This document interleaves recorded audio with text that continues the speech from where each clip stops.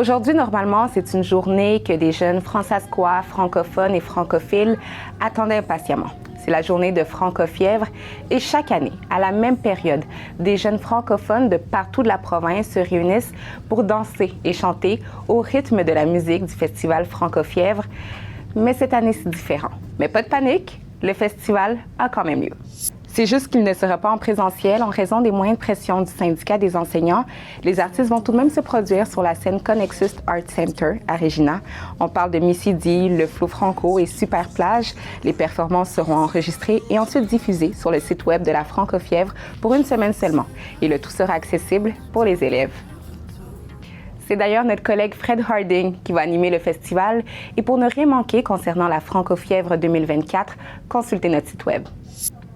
Les réactions fusent de partout après l'annonce de la démission du premier ministre haïtien Ariel Henry. La capitale haïtienne, Port-au-Prince, est le théâtre d'une crise sans précédent. Un Saskatchewanais est d'ailleurs coincé en Haïti. On se rappelle que les gangs s'opposent au gouvernement. Ils occupent plusieurs quartiers du pays et la violence emporte des milliers de civils. Ça fait plusieurs jours que l'état d'urgence a été décrété dans le pays et nos collègues vont s'entretenir avec des Fransaskois d'origine haïtienne pour leur réaction sur cette crise qui frappe le pays. Bonne nouvelle pour les agriculteurs, mais surtout ceux de la province. Financement agricole Canada a publié un rapport qui indique que la valeur moyenne des terres agricoles au Canada a augmenté en 2023, mais c'est la Saskatchewan qui est au premier rang, avec une hausse de 15,7 % en 2023.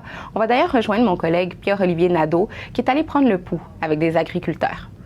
On vient tout juste d'arriver à Saint-Denis-Fatoumata où on va rejoindre Joël Denis, un agriculteur fransaskois de la région. Mais revenons avant sur ce rapport de financement agricole Canada. On apprend que la Saskatchewan est au premier rang sur l'augmentation de la valeur moyenne des terres agricoles au pays. Une augmentation qui est globalement la même partout dans la province. Il y a quelques régions, par contre, qui sont un peu plus faibles que d'autres. Dans ce rapport, on apprend également que partout au pays, on a vu une augmentation du prix des terres, à l'exception de la Colombie-Britannique, oui, où on voit un léger recul de quelques pourcents. Financement agricole Canada prévoit une année un peu plus difficile en 2024 en raison de la chute des recettes qui sont prévues de près de 15 %. Et c'est là-dessus qu'on se laisse. Mais pour avoir un aperçu complet de ce qui s'est passé à la Francofièvre 2024, notre collègue journaliste aux arts et à la culture, Raphaël Frigon, présente un reportage sur toutes nos plateformes en fin de journée. À demain!